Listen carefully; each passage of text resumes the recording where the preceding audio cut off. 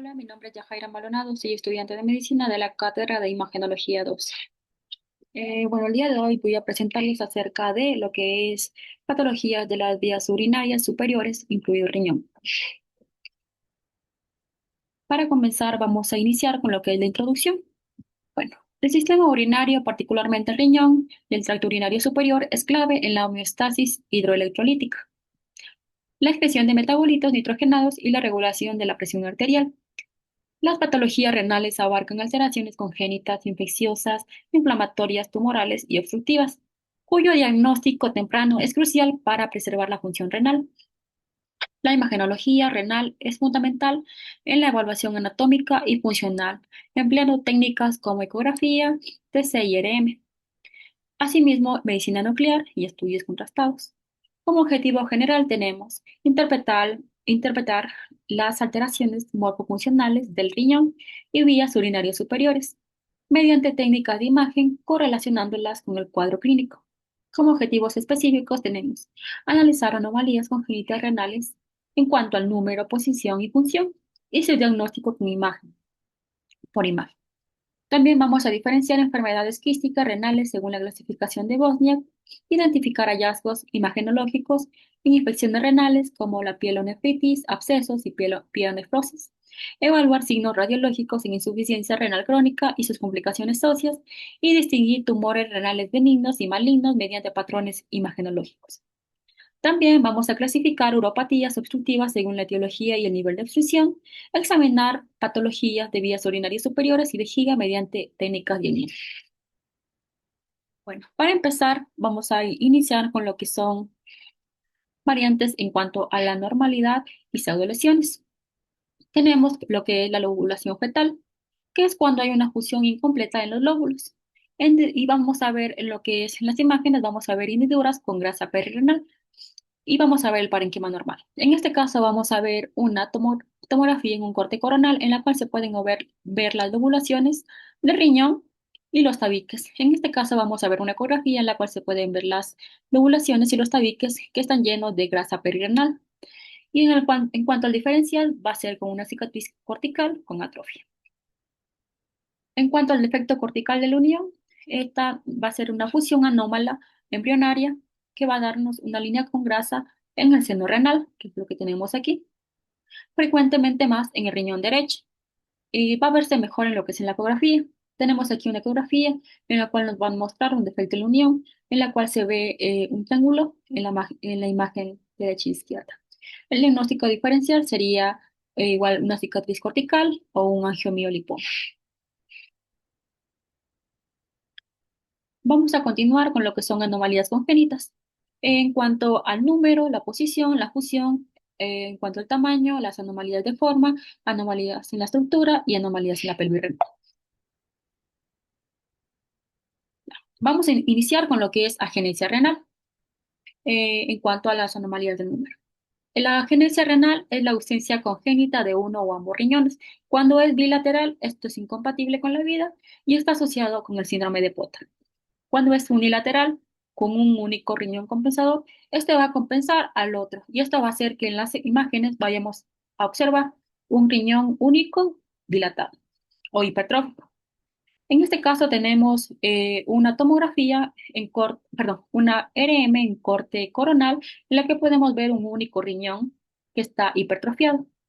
Y en el caso de acá tenemos una tomografía que también nos muestra un riñón único hipertrofiado. En cuanto al diagnóstico diferencial, vamos a ver que puede ser con una nefrectomía o una ectopía renal.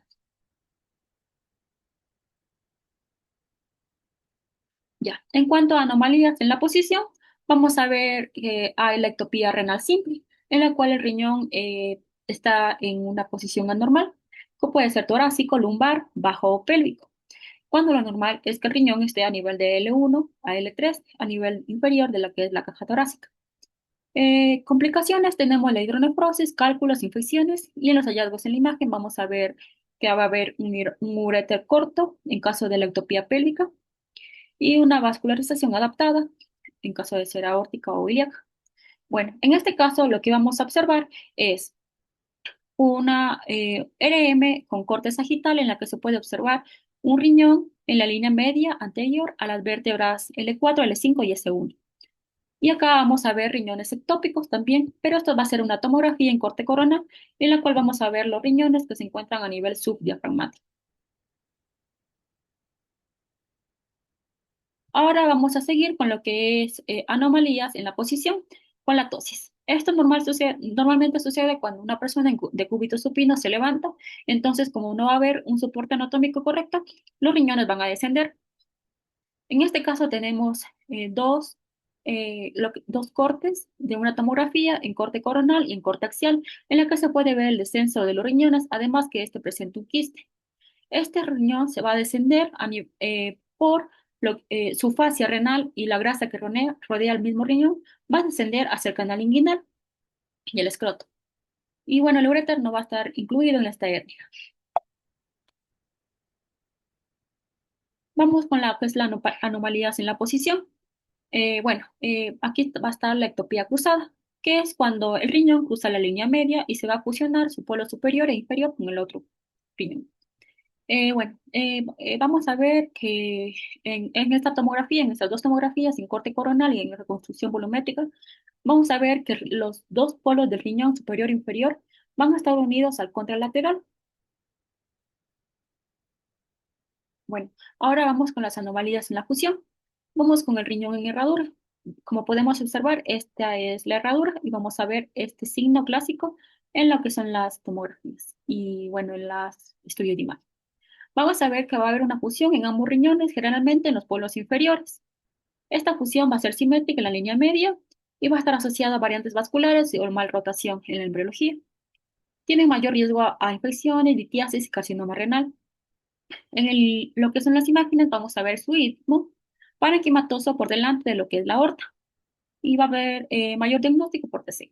En esta imagen tenemos una tomografía en corte coronal en la cual puede ver el riñón en herradura unidos sus dos polos inferiores. Y aquí también podemos ver un riñón en herradura en un corte axial de una tomografía. Ahora, en cuanto a anomalías en el tamaño, tenemos que es cuando un riñón es 2/3 menor al del tamaño normal, pero sigue siendo funcional. Entonces, lo que vamos a ver en hallazgos de la imagen va a ser observar un riñón más pequeño, pero con estructura normal. Como es en este caso, que tenemos una tomografía en un corte coronal, en el cual se puede observar un riñón derecho 2/3 más pequeño que el riñón izquierdo. Y lo mismo en este corte axial, en el cual se puede ver un riñón eh, izquierdo más pequeño que el derecho. Ya. Ahora, en cuanto a anomalías en la forma, tenemos la columna de Bertin prominente, en el cual hay una hipertrofia cortical hacia el seno. Lo tenemos aquí. Y vamos a ver que esto se asemeja a una masa, pero su superficie va a estar normal. Y bueno, vamos a ver que el diagnóstico diferencial va a ser con un tumor renal verdadero. Se puede confundir porque puede ser es una pseudolesión. En este caso tenemos una tomografía y en un corte axial, en la cual se puede ver claramente la columna de Bertin prominente hacia lo que es el seno renal. En este caso también vamos a ver una ecografía en la cual se puede ver la columna de Bertin prominente. Ahora vamos con las protuberancias del parenquima. Estos van a contornear a lo que es el seno renal y suelen ser frecuentes en la zona suprailiar. Posible asociación con arterias accesorias o malrotación. En este caso vamos a ver que hay un quiste que se encuentra en lo que es el riñón a nivel de la cilindro. Y vamos a ver que este quiste, según la clasificación que iremos viendo más adelante, es benigno. Ahora vamos a seguir con lo que son el dismorfismo cortical, que es cuando hay una tabulación fetal y es una variante normal en el 4% de los riñones. El primer ejemplo que tenemos es la joroba esplénica o riñón en forma de dromedario. Este nombre se da por la joroba de los camellos, que vamos a ver aquí, que es un abultamiento en la cortical, comúnmente más en lo que es el riñón izquierdo. Esto se va a asemejar a una masa, igual también va a ser un diagnóstico diferencial, un tumor real, pero la clave va a ser la ubicación de este. Bueno, aquí podemos observar una ecografía en la cual se puede observar un riñón en forma de dromedario en el cual se ve un abultamiento en la cortical, a diferencia de lo que tenemos acá, que era la columna de Bertin. Bueno, ahora vamos a ver las anomalías en la estructura. Bueno, Empecemos con lo que es la enfermedad quística difusa. Tenemos dos tipos, la enfermedad infantil y la enfermedad en el adulto. La enfermedad infantil o Potter tipo 1 puede ser autosómica recesiva, es decir, que los dos padres tienen que tener este gen defectuoso. Y bueno, en la forma neonatal no va a haber mucha visualización porque va a haber un programa estriado. En la forma infantil va a existir mi fibrosis hepática, que como consecuencia de esto nos va a dar una hipertensión portal. Y en lo que es el riñón va a haber un borde de cepilla. Y en lo que es el adulto o Potter tipo 3, esta va a ser autosómica dominante y va a ser, es decir, que uno de los dos padres tiene que tener el gen defectuoso. Y vamos a ver aquí un signo en el riñón de queso de Gruyère, que es el que tenemos aquí. Este queso de Gruyère, que tiene como orificios en su interior, lo vamos a ver en este riñón de aquí. En ecografía se vería mejor. Pero en este caso que tenemos una tomografía en corte coronal, en el cual se puede observar claramente el riñón con diferentes estructuras o lesiones quísticas en su interior, llenas de hipodensidad. Y vamos a ver que no solamente el riñón está afectado, sino también vamos a ver un poco del hígado. Ya. Ahora vamos a seguir con lo que son los quistes medulares. Vamos a ver un riñón en esponja, es decir, que se va a encontrar dilatado. Sus, la pelvis y los conductos se van a encontrar dilatados. Esta va a ser no hereditaria y vamos a ver el signo de rayo de sol, que es lo que tenemos aquí, por la dilatación del mismo. Más nefrocalcinosis, que va a ser como el que se va a formar en lo que son las dilataciones que tenemos aquí, aquí y aquí. Ahora vamos con los quistes corticales. Los quistes corticales son de dos tipos, por obstrucción urinaria baja, que siempre son subcapsulares, como es el que tenemos aquí, que es una tomografía en corte coronal en la cual se puede observar un quiste redondeado, limitado, hipodenso en el polo inferior del riñón.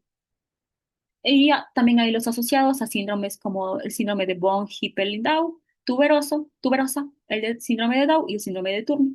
Cuando son asociados a un síndrome, estos son de más complejidad, ya que tiene que descartarse un futuro tumor.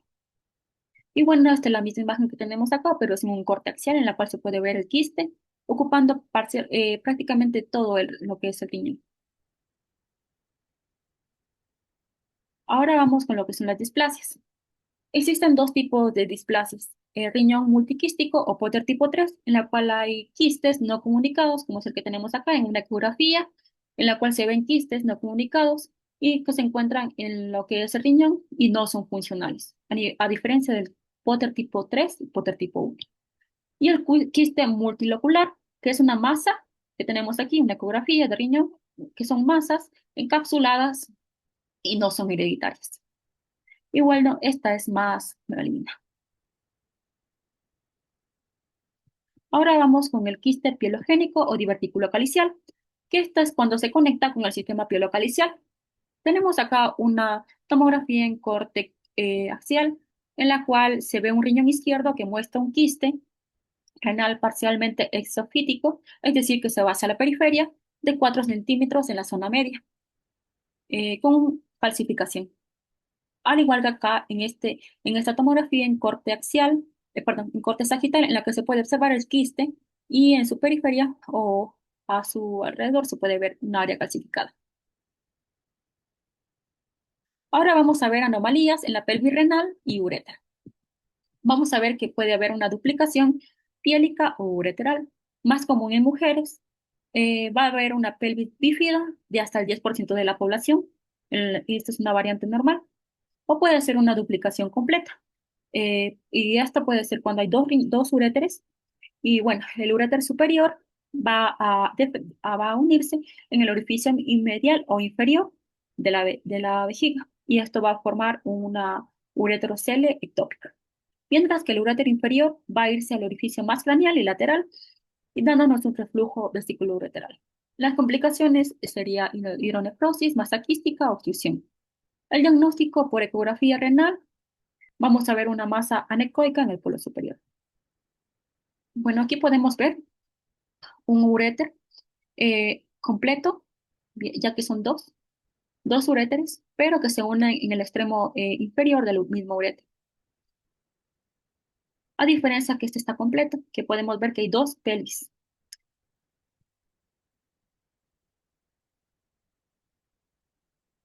Ya, ahora vamos a seguir con lo que es el megauréter.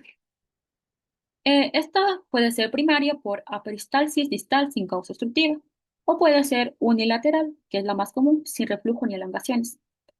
También hay el secundario, que está asociado a reflujos, infecciones, estenosis o tumores, en la cual se va a ver una dilatación ureteral, pero sin afectación a piel localizada.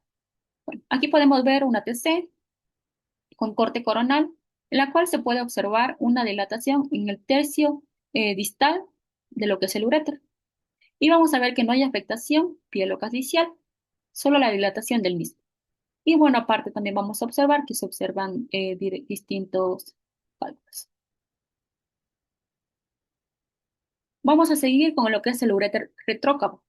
Se llama así porque este uréter siempre va mayormente del lado derecho, va a pasar por detrás de la vena cava y va a haber una desviación medial a nivel de L3 y L5.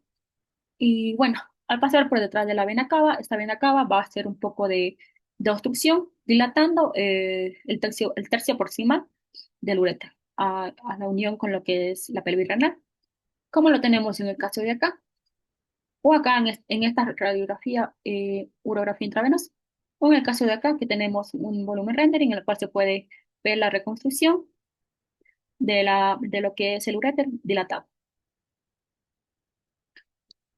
También tenemos el ureterocele, que puede ser simple por dilatación quística al final del uréter, más común en mujeres, o puede contener cálculos, causar obstrucción e infecciones.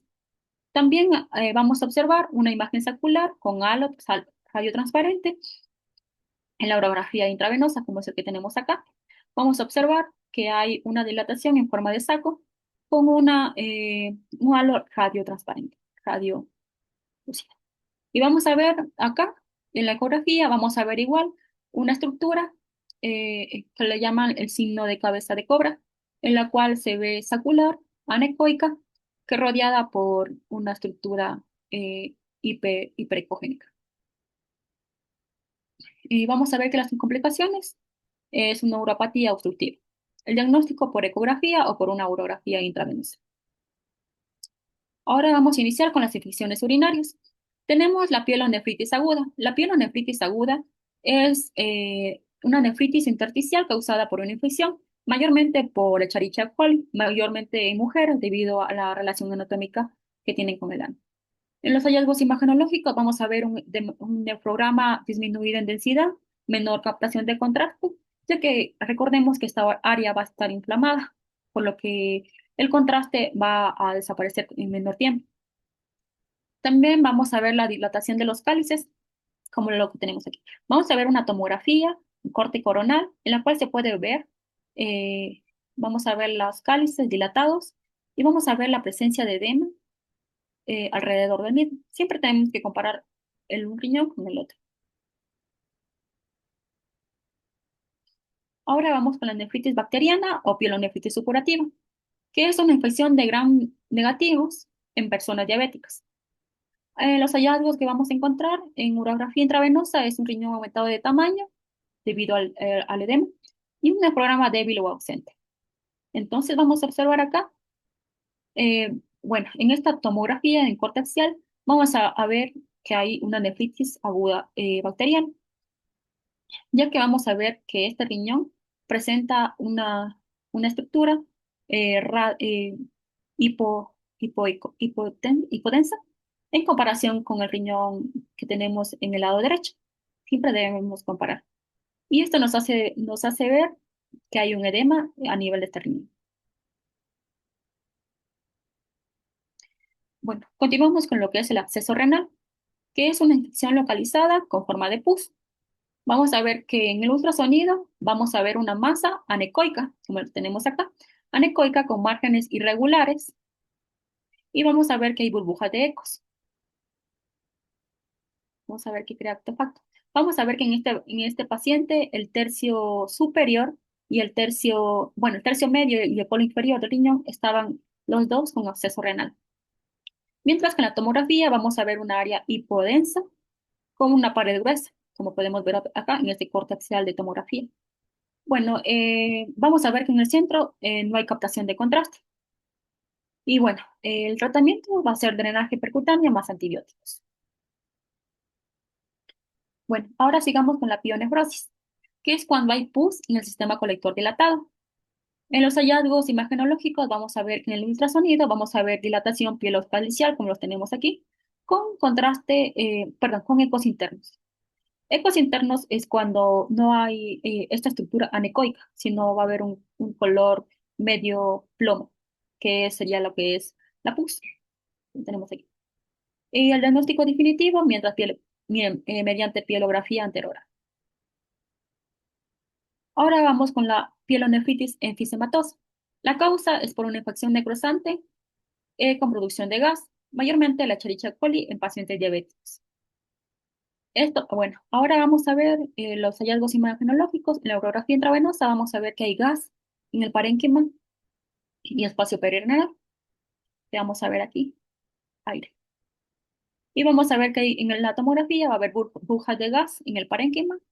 Y bueno, vamos a seguir. Vamos a seguir con lo que es la pielonefritis crónica. La pielonefritis crónica está asociada al reflujo vesiculoureteral.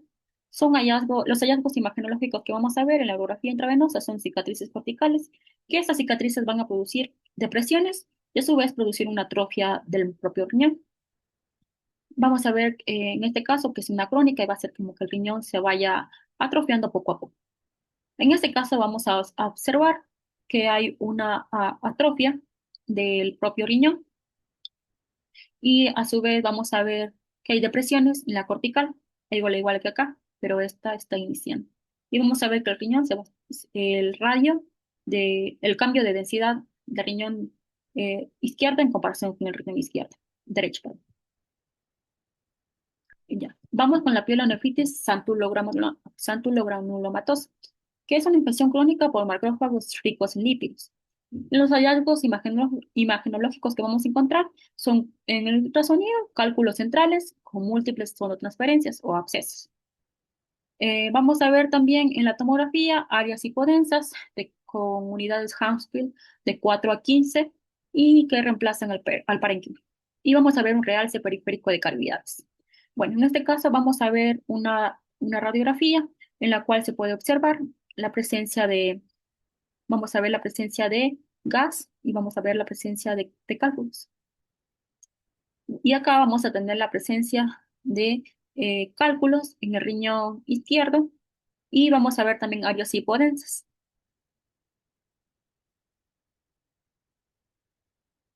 Ahora vamos a seguir con lo que es la insuficiencia renal crónica.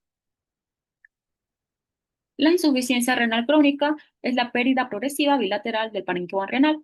Puede tener diferentes causas. Entre las causas están la glomerulonefritis crónica, la pielonefritis crónica, la nefroesclerosis, riñones poliquísticos y obstrucción crónica bilateral. En los hallazgos clínicos vamos a ver a nuestro paciente con hipertensión, anemia, alteraciones electrolíticas y como complicaciones vamos a tener la osteodistrofia renal y calcificaciones vasculares. Bueno, vamos a ver para el diagnóstico de imagen que se va a utilizar lo que es la ecografía. La ecografía es útil, muy útil, pero porque no hay irradiación y también porque no, perdón, y también porque es de bajo costo. Vamos a ver riñones pequeños, menor a 9 centímetros, atróficos, va a haber un aumento de ecogenicidad más que el hígado y vamos a ver la pérdida de diferenciación corticomedular. Pero recordemos que esto es operador dependiente. Entonces, lo que vamos a ver, bueno, les traje una imagen normal para que se compare con la imagen patológica, en la cual se va a observar una ecografía con hipertrofia de las pirámides y se va a ver también la aumento de ecogenicidad en comparación con el hígado. Seguimos con la tomografía computarizada, en la cual es indicado en pacientes obesos o en los cuales el ultrasonido no fue concluyente. No sirve para evaluar causas de fricción como cálculos o masas. En los hallazgos vamos a ver riñones pequeños, contornos lisos o irregulares y calcificaciones parenquimatosas o vasculares. En este caso tenemos una tomografía en corte coronal en la cual hay un defecto de perfusión, como tenemos aquí una hipodensidad, en la cual produjo un infarto renal que hizo que esta área no sea irrigada y cambie de color. Y en el riñón derecho podemos observar un hígado, un riñón atrófico pequeño y bueno.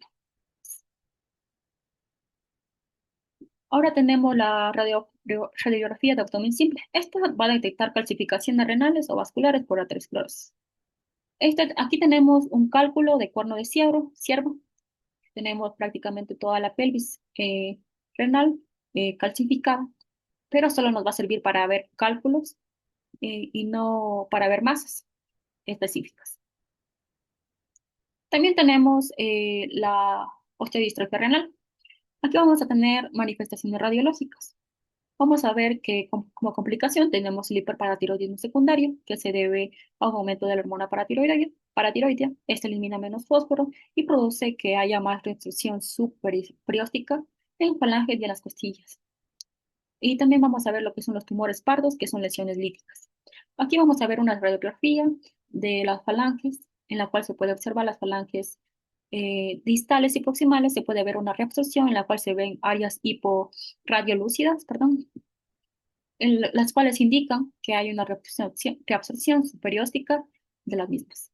Y también tenemos la osteosclerosis, que es cuando se endurece partes específicas de un hueso, y esto hace que el hueso ya pierda su movilidad, como es en el caso de esta columna vertebral, en la cual se produjo una osteosclerosis en los extremos superior e inferior del cuerpo de la médula, la vértebra, produciendo este aspecto de jersey de rugby.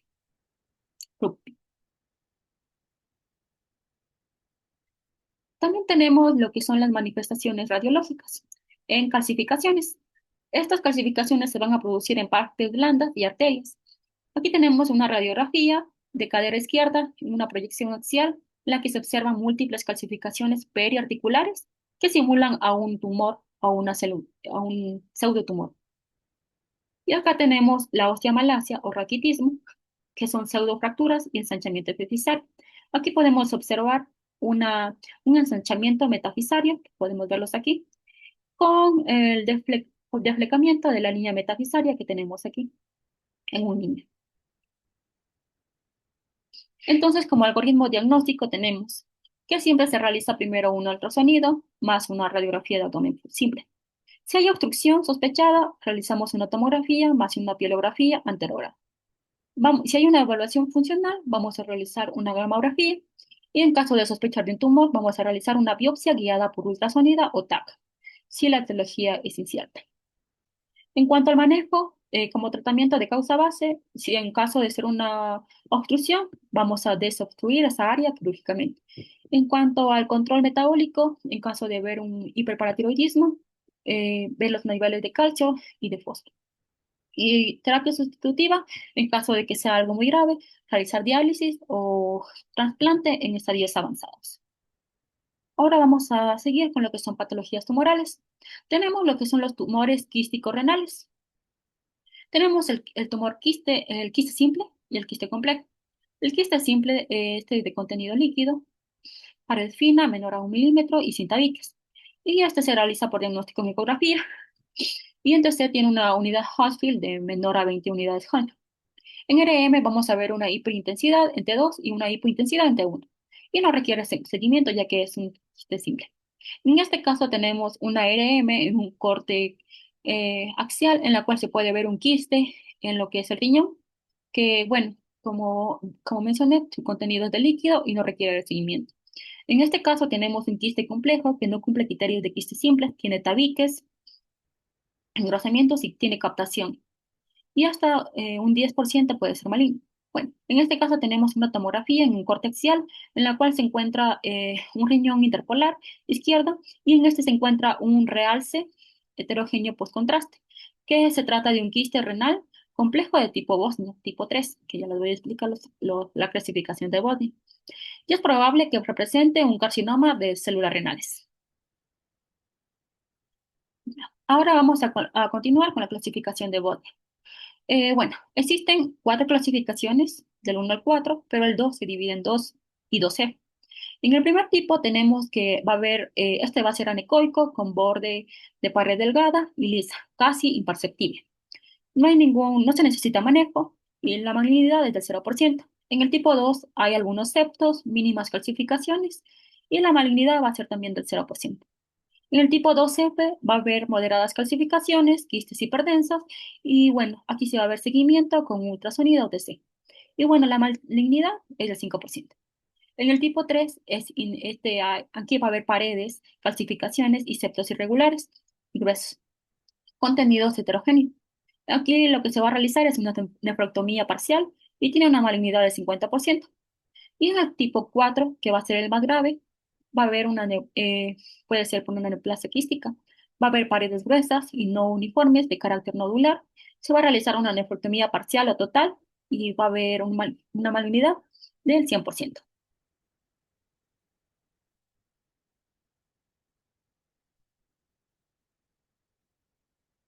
Bueno, aquí tenemos una ecografía, la cual muestra un quiste simple con una pared fina, con contenido anecoico, sin septos ni calcificaciones, y y es correspondiente a un quiste renal tipo 1. Aquí tenemos una mujer de 67 años con un quiste renal complejo. La ecografía va a mostrarnos un quiste renal con un tabique muy fino que representa una clasificación tipo 2.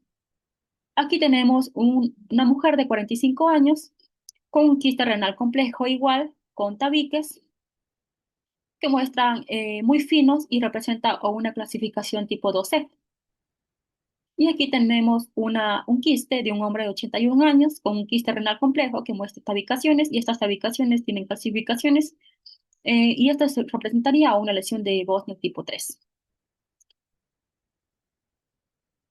Bueno, aquí tenemos otra clasificación. En este caso es una mujer perimenopáusica de 58 años con un tumor mixto epitelial y estromal. A la ecografía en esta escala de grises se muestra una lesión quística, como lo tenemos aquí, que contiene un componente de tejido blando. Y bueno, acá tenemos una ecodoppler que muestra que este contenido blando tiene irrigación, lo que nos lleva a clasificarla en una categoría tipo 4.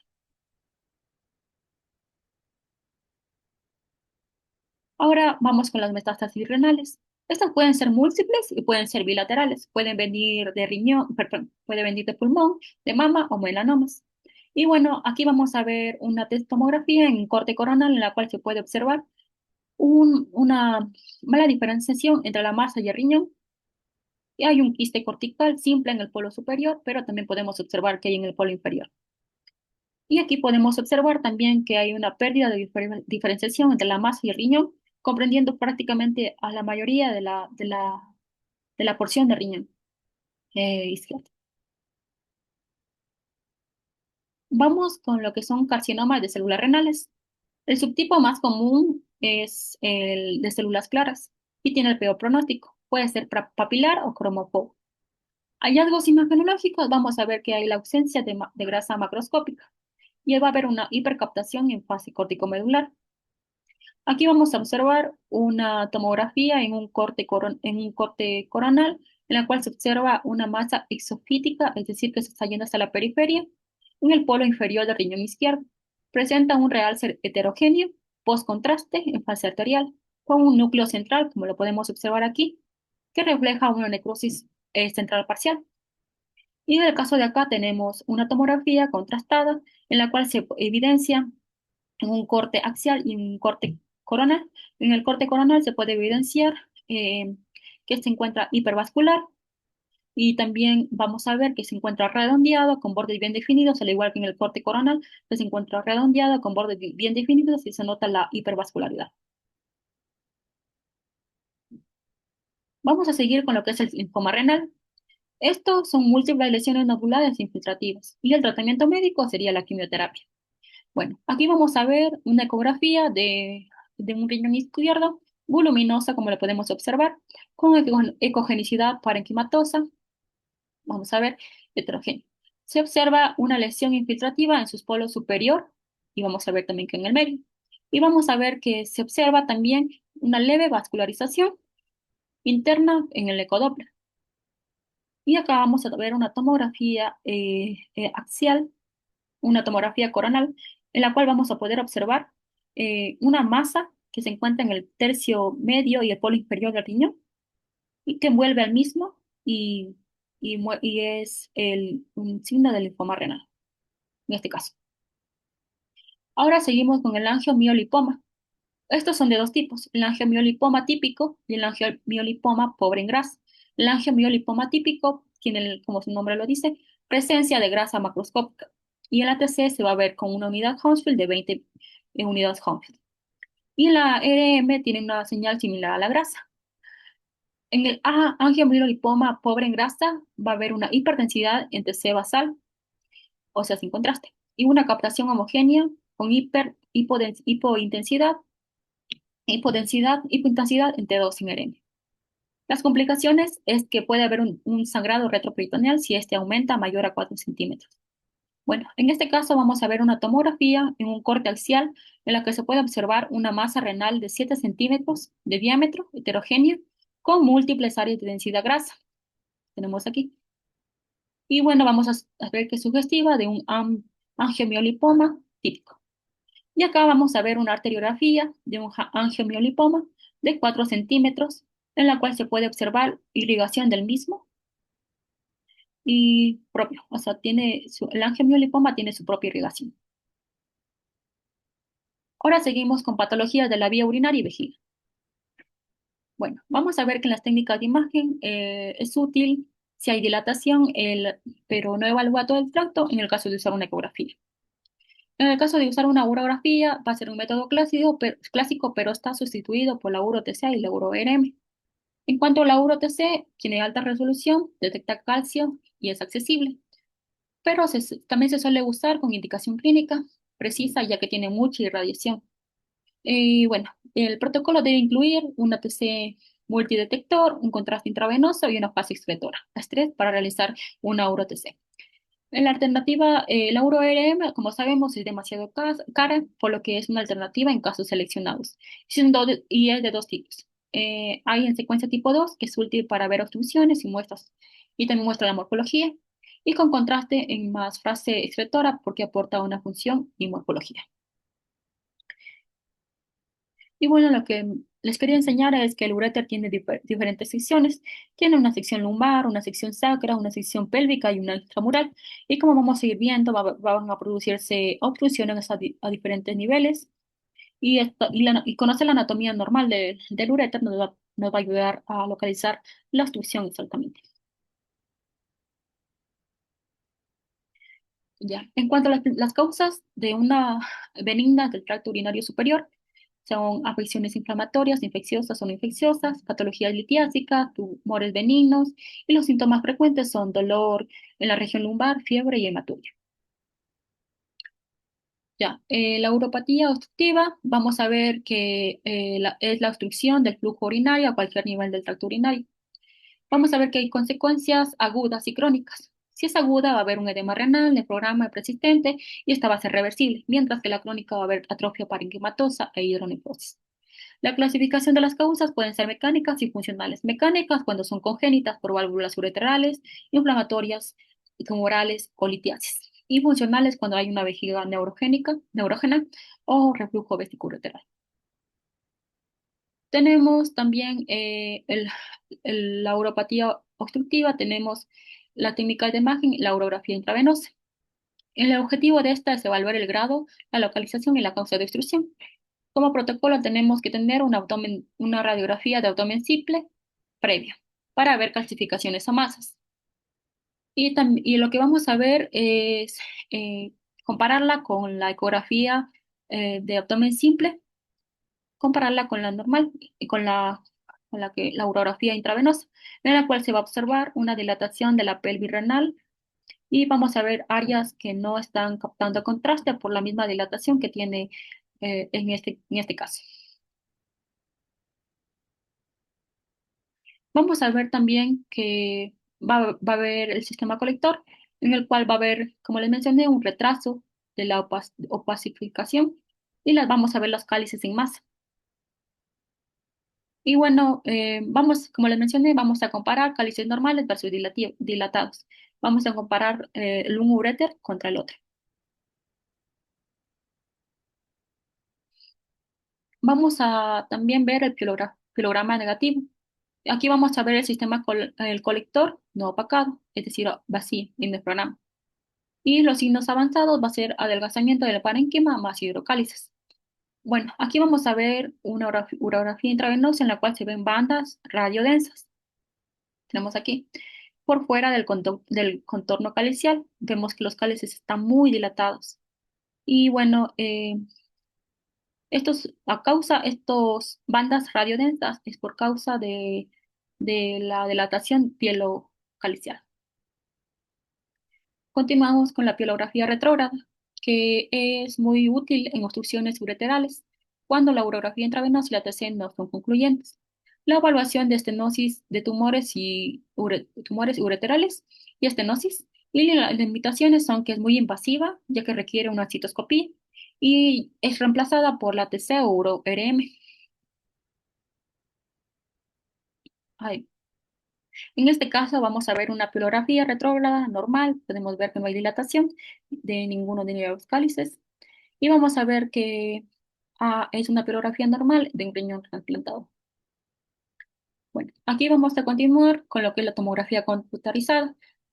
En los hallazgos vamos a ver que podemos encontrar causas extrínsecas como tumores, fibrosis retroperitoneal, aneurisma y litiasis y detecta todos los cálculos, incluso radiolúcidos.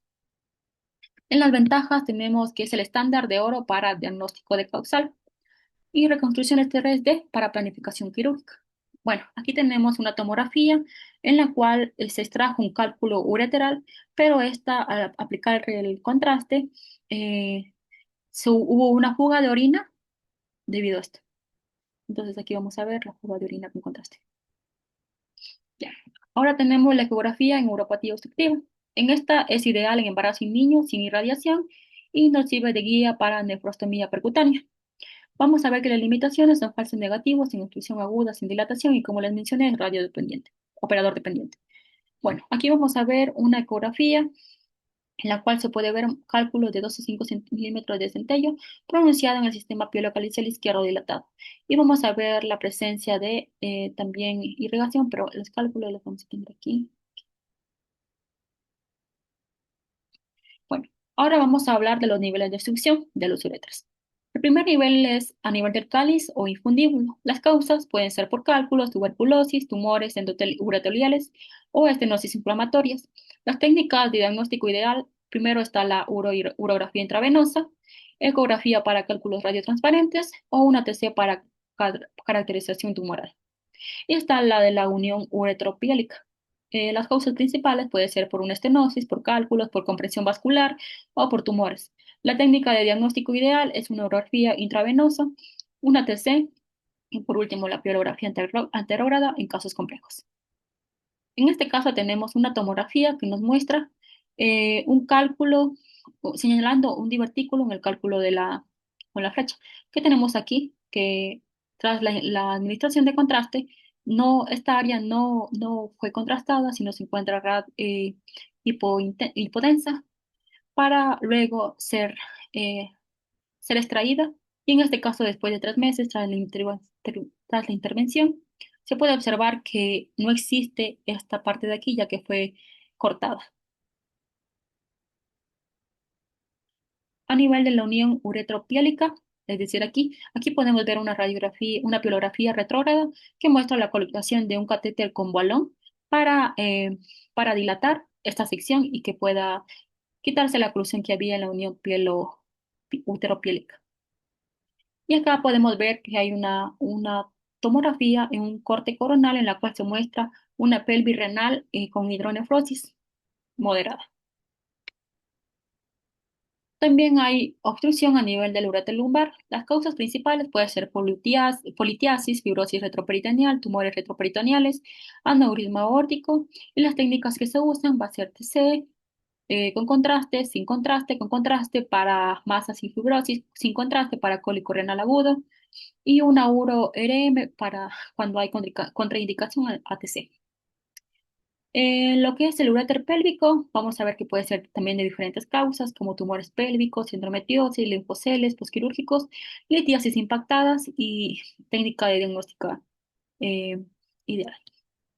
También vamos a ver la TC pélvica, que las técnicas más comunes son la TC pélvica con contraste para masas y la ecografía transvaginal o transrectal para mujeres simples. Pero esto es último.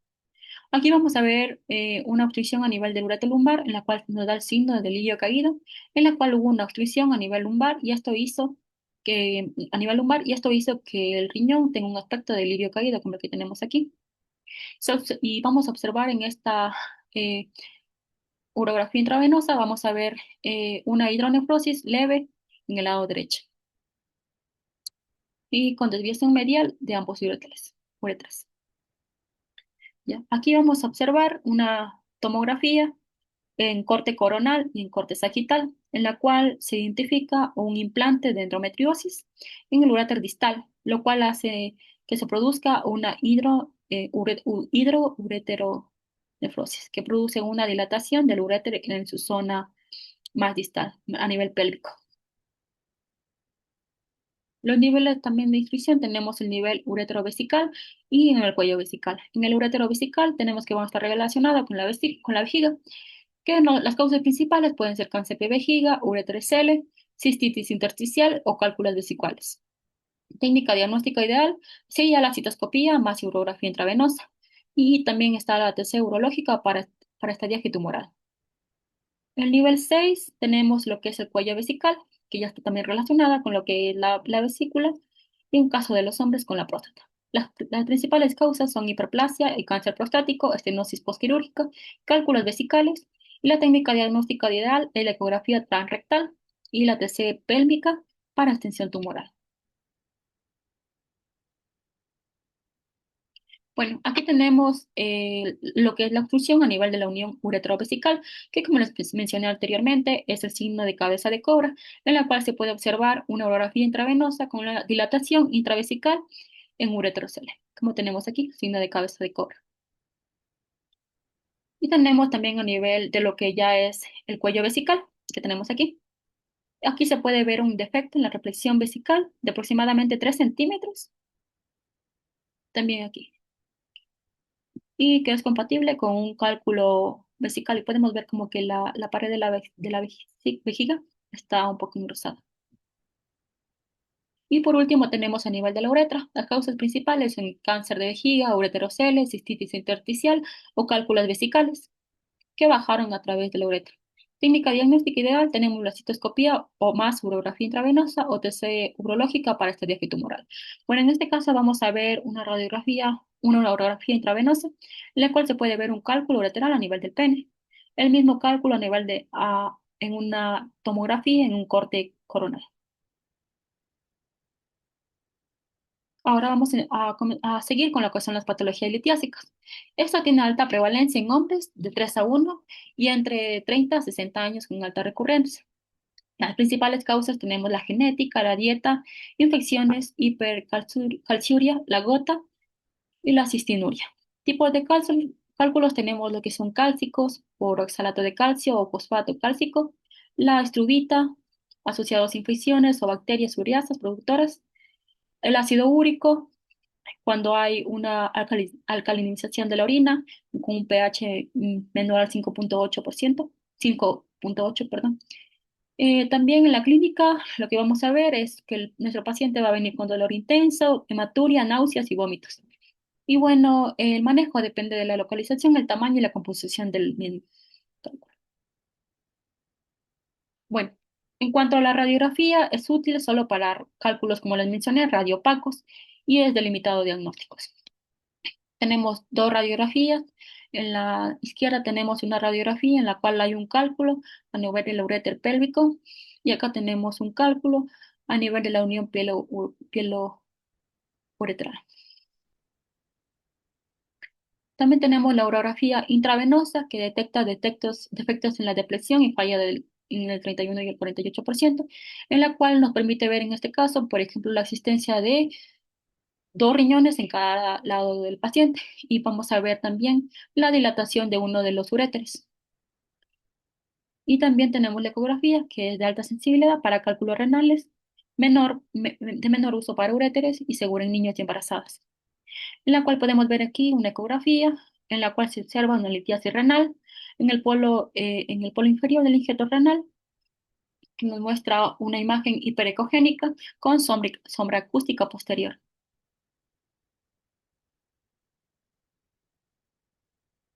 Y en las TC vamos a ver que podemos utilizar TC sin contraste, ya que nos va a dar una alta sensibilidad y especificidad para todos los cálculos, excepto los inducidos por Indinavir.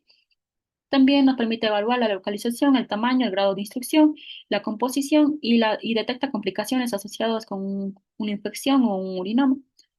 También tenemos el TC de doble energía, que mejora significativamente la determinación de la composición del cálculo y permite la diferenciación precisa entre distintos tipos de litiasis.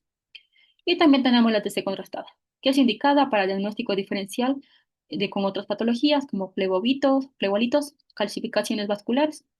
También va a permitir la evaluación de patologías urinarias no litiásicas como tumores y la valoración de estructuras adyacentes.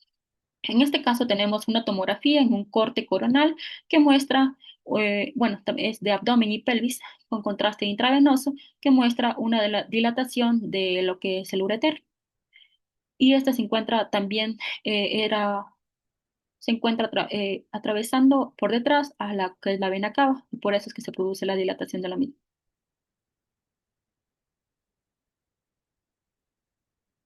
Ya. Centro.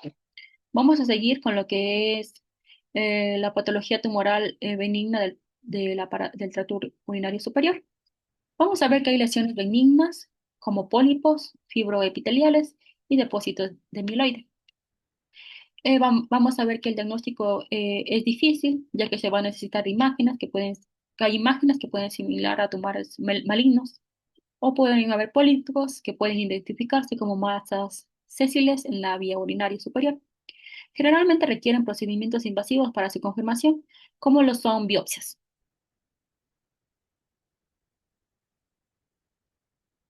Y bueno, esta era la imagen de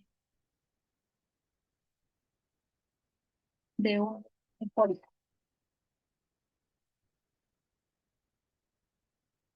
Se puede evidenciar además la eversión de la parte distal del uréter izquierdo.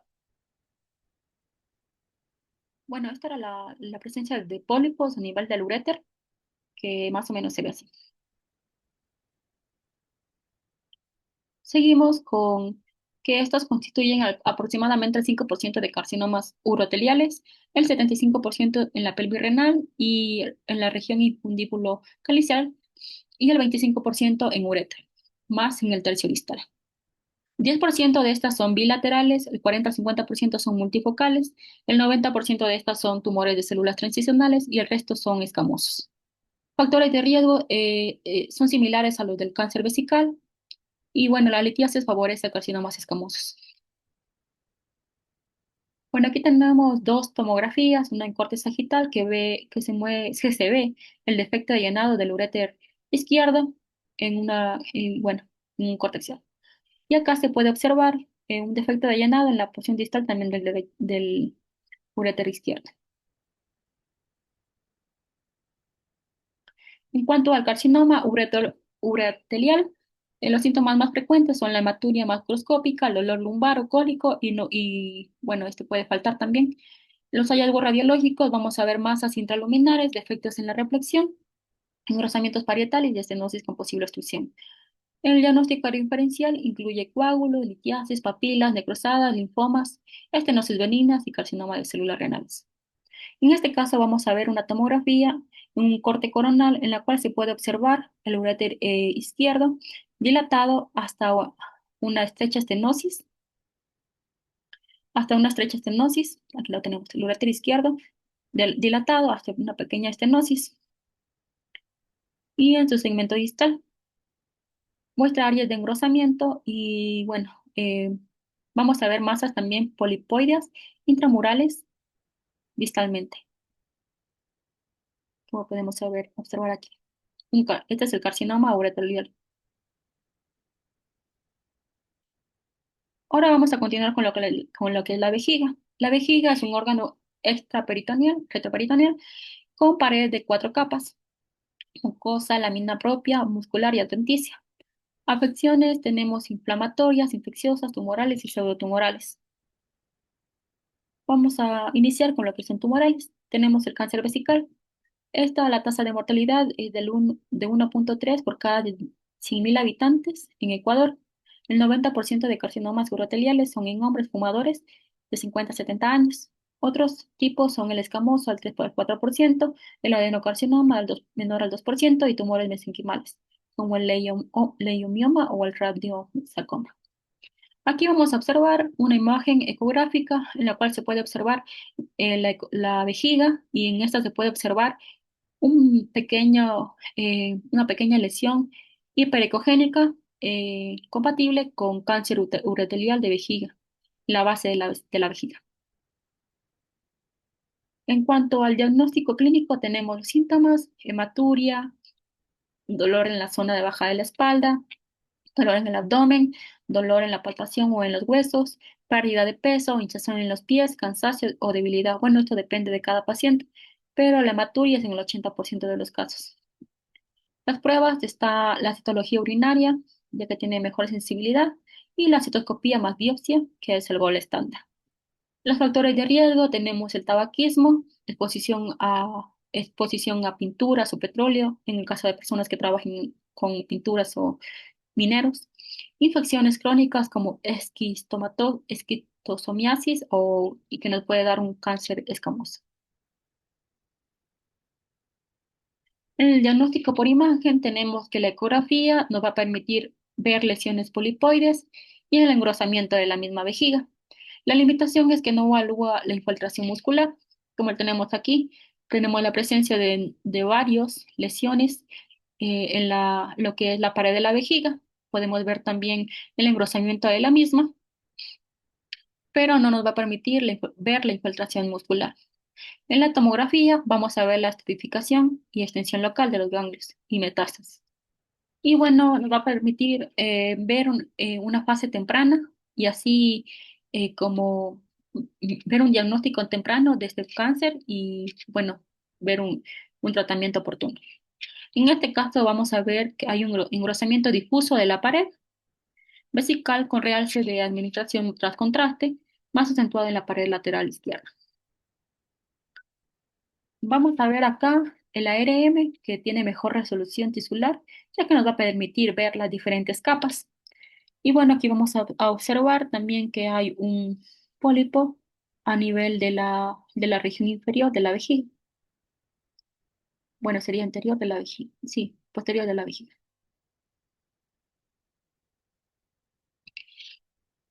En cuanto al carcinoma uroteliar de vejiga, vemos que este se pertenece al 90% de los tumores vesicales. Los factores de riesgo, como el anterior, era tabaquismo, exposición a minas aromáticas. Y los hallazgos radiológicos en ecografía, vamos a ver una masa hipoecogénica con engrosamiento focal, la lesión nodular que capta contraste en IRM y TC, y vamos a ver infiltración de grasa perivesical y órganos adyacentes. Bueno, aquí vamos a ver diferentes tipos de carcinomas. Vamos a ver el carcinoma multifocal de células transicionales de vejiga.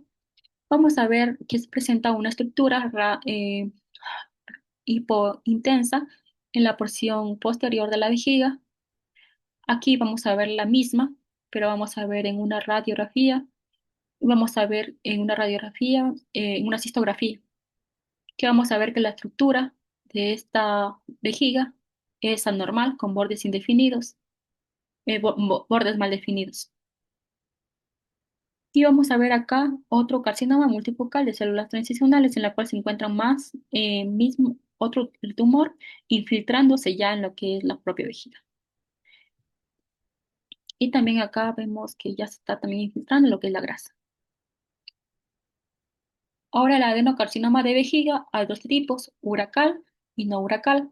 El uracal corresponde a la línea media de la cápsula vesical y hay calcificaciones en el 70% de los casos, mientras que el no uracal por metaplasia glandular. Bueno, en el diagnóstico diferencial puede ser una metástasis de colon o de próstata. Aquí podemos observar una tomografía en un corte axial en la cual se puede observar una lesión hipodensa en la parte del uraco, compatible con un adenocarcinoma uracal. Y acá vamos a ver una adenocarcinoma, también en el uraco, en la parte anterior, que ya está comprometiendo infiltrándose en la grasa. Ahora, en los linfomas y tumores raros, vamos a ver que hay el linfoma vesical, que está asociado al linfoma sistémico de células beta. En el TAC vamos a ver un engrosamiento difuso y nodular. Vamos a ver que hay un engrosamiento de la pared y vamos a ver la atrofia de la misma. Vamos a ver que la vejiga se va a ver más pequeña y va a haber un engrosamiento de su misma pared. Y además que vamos a ver que el tumor va a estar creciendo y infiltrando lo que es a los exteriores. El radiomiosarcoma es el más común en niños y en la TC y un RM vamos a ver una masa polipoide grande en la base vesical. Y bueno, en esta tomografía, en un corte axial, vamos a ver que muestra un engrosamiento, como les mencioné, de las paredes vesicales, sobre todo en la porción anterior y lateral derecha, perteneciente al proceso neoformativo. Bueno, vamos a ver el algoritmo de la hematuria. Vamos a ver que si el paciente presenta con hematuria, la primera línea es hacer una ecografía para descartar tumores y litiasis. Pero si el paciente tiene mucho dolor, vamos a hacer una citoscopía, que si se sospecha de un tumor vesical. Y luego vamos a hacer una urotc si la ecografía es negativa y hay una alta sospecha. En cuanto a la cistitis infecciosa, tenemos dos tipos, cistitis bacteriana aguda y cistitis enfisematosa. La cistitis bacteriana aguda, la primera causa es la Escherichia coli, común en mujeres, síntomas de disuria, urgencia y frecuencia al ir al baño. Diagnóstico clínico y también con urocultivo. La imagen generalmente suele ser normal. En estos casos, las imágenes no nos van a servir mucho, pero podemos correlacionarlas con la clínica, que nos va a ser de mucho más ayuda. Y lo que más vamos a hacer es el urocultivo, como les había mencionado. En la cistitis enfisematosa vamos a ver que la TC va a haber aire en la pared vesical, que es algo tan mnemónico de la cistitis enfisematosa. Y en la radiografía y ecografía vamos a ver gas. Los factores de riesgo es tener diabetes y tener vejiga neurogénica. La cistitis bacteriana, vamos a ver, como les mencioné, va a haber un engrosamiento de la pared de la misma. Y bueno, eso sería solo la única alteración que tendría. Y en la cistitis enfisematosa, vamos a ver la presencia de aire o gas en la misma. En un corte coronal vamos a ver esta tomografía en corte coronal que nos muestra la presencia de aire y acá también vamos a ver que nos muestra la presencia de aire. Bueno, ahora vamos con las cistitis no infecciosas, que es la cistitis rádica y la cistitis quística y glándula. La cistitis rádica se da por radioterapia pélvica y los hallazgos vamos a ver engrosamiento del difuso de la pared y la reducción de la capacidad vesical, o sea, la persona ya no va a poder tomar grandes cantidades de agua como lo hacía antes. Cistitis quística y glándula, vamos a ver que se da la metaplasia por irritación crónica. En RM vamos a ver lesiones hipointensas en T2 con un centro hiperintenso. Aquí vamos a ver una cistitis inducida por radiación o quimioterapia, en la cual vamos a ver el engrosamiento de la pared, pero no vamos a ver ningún otro síntoma como el que teníamos en los casos anteriores. Y como les mencioné, va a aparecer un poco más pequeña porque va a haber una reducción de la misma para su capacidad. En cuanto a la esquistosomiasis vesical, esta es endémica en África y Asia por la schistosoma haematobium. Y los hallazgos que vamos a encontrar son calcificaciones lineales en la pared, huevos muertos en la misma, engrosamiento parietal y reducción de la capacidad. Y las complicaciones son el carcinoma escamoso en 50% de las series endémicas. Y bueno, vamos a ver aquí, como les mencioné, va a haber calcificaciones. Bueno, en estas ecografías simples de abdomen vamos a ver vamos a ver calcificaciones de los pacientes con la esquistosomiasis de la misma vesícula. Y vamos a ver, bueno, no se puede ver, pero la capacidad va a disminuir. Y bueno.